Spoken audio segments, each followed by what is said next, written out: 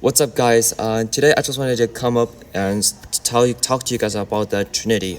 It was the Holy Trinity, the Father, the Son, and the Holy Spirit, and how they all the three persons of a God.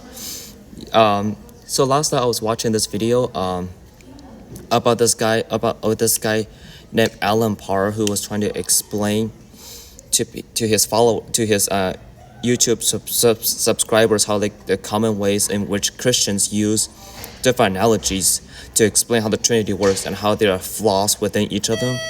And so one of the first flaws within the ways they try to explain how the Trinity works is there's something that's called partialism, which means the Trinity are not fully God. The three Trinity, this Father, the Son, and the Holy Spirit, they're not fully God, but rather parts that make up the whole.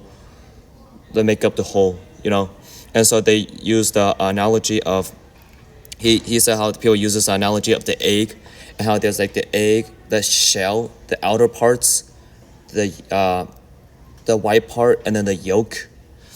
And how, like, if you think about it, if you just pull out a yolk is not an egg. If you were to give me an egg, if you were to give me like a yolk, that's not an egg. Or if you give me a shell, that's not an egg. Those are parts of an egg. And so that's just to suggest that the Trinity, the Father, is not the God. The Son is not the God. The Holy Spirit is not the God. So that's how they think that these three things combine into what makes God.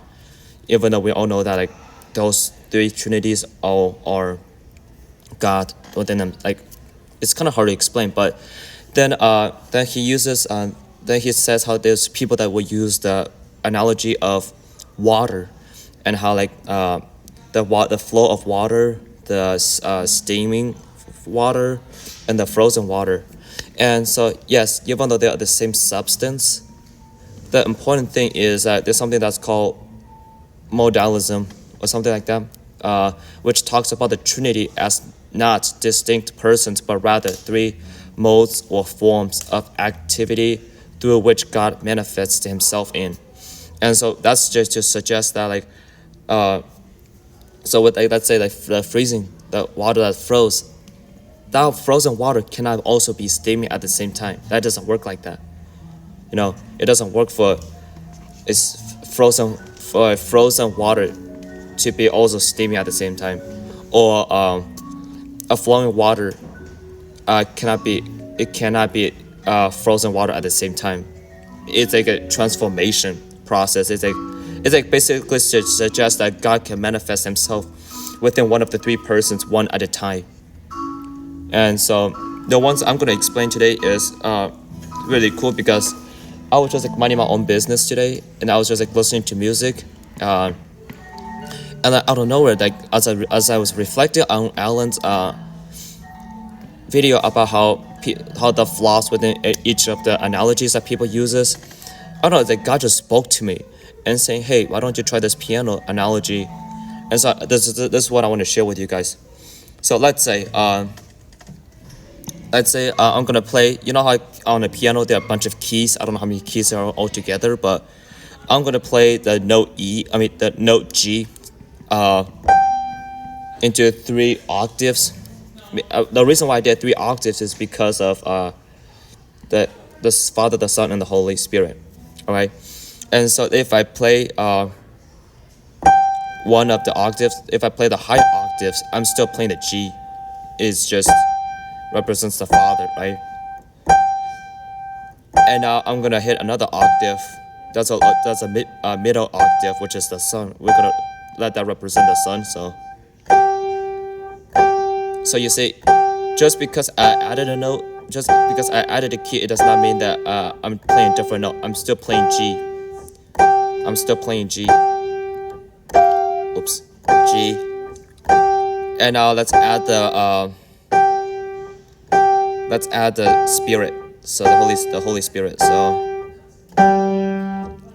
you see how I'm still playing G. It's just 3 different persons or 3 different keys to represent that I play the letter G and stuff. And so I think that's how God works is like he can like he like manifests himself in all three at the same time. As I showed you, like I played three octaves at the same time to show that I'm still playing the G. I'm still playing the key, the letter G, right?